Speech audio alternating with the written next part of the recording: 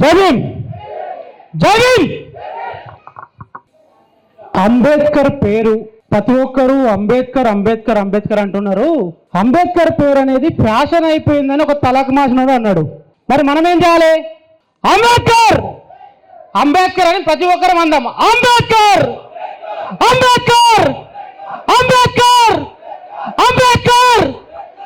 ఒక్కసారి కాదు, 100 సార్లు కాదు, 1,00,000 సార్లు అంటాం అంబేద్కర్ అంబేద్కర్ అంబేద్కర్ అంబేద్కర్. ఎందుకంటే అంబేద్కర్ లేకుంటే మనం ఈడ కూర్చుంటోళ్ళం కాదు. ఎవరైనా అంబేద్కర్ అంబేద్కర్ అంటే మన కంచంలో అన్నం, అంబేద్కర్ అంటే మనం చదువుకున్న చదువు, అంబేద్కర్ అంటే మనం ఉంటున్న ఇల్లు, అంబేద్కర్ అంటే మన ఆత్మగౌరవం.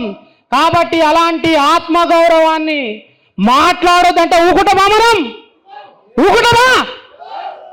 కాబట్టి ఒక్కసారి అట్లా అనొద్దంటే భారతదేశం అంతా అంబేద్కర్ ముఖ చిత్రాన్ని పెట్టుకుంది. బాబాసాహెబ్కు జై భీమ్ చెప్పింది. ఏం చెప్పింది? జై భీమ్. నేను ఒక్కటే ముచ్చట మాట్లాడతా ప్రతిసారి లాగానే.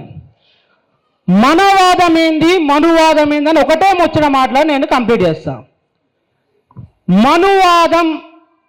మనవాదానికి తేడా ఏంటంటే మనవాదం అంబేద్కర్ వాదం కలిసి ఉండాలంటది, ఐక్యమత్యంగా ఉండాలంటది.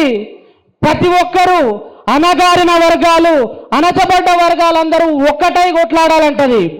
మరి మనువాదం ఏం చెప్తాదంటే, మనువాదం అంటే పెద్ద కాషాయ దుస్తులు వేసుకొని మన ముందుకు ఏం రాదు, మన పక్కనే ఉండి ఇట్నే మన దగ్గరకు వచ్చి మనలాంటి యూత్లను కానీ మనల్ని కానీ డైవర్ట్ చేయడానికి ఏం చేస్తారంటే, తమ్మి ఈసారి నేనున్నా, ప్రతిసారి వాళ్ళే వేస్తారా అంబేద్కర్ విగ్రహానికి, వాళ్ళే దండలు వేస్తారా, అంబేద్కర్ పండుగను వాళ్ళే వేస్తారా, నువ్వే నేనుంటా అంటారు. ఇగో దీన్ని మనువాదం అంటారు. అదేవిధంగా మన మధ్యలో పంచాయతీలు పెడతారు. వాడు తక్కువ నువ్వెక్కువ, అరే భయ్ మన తింటందుకు తిండి లేని వాళ్ళకు 2 మెతుకులు ఒకటి తిన్నా, 2 మెతుకులు ఎక్కువ ఒకటి తిన్నా, ఒకటి తక్కువ తిన్నా, మనం కదా మన ఉన్న బువ్వను పంచుకొని తినాలి అని చెప్తుంది మనవాదం, అంబేద్కర్ వాదం.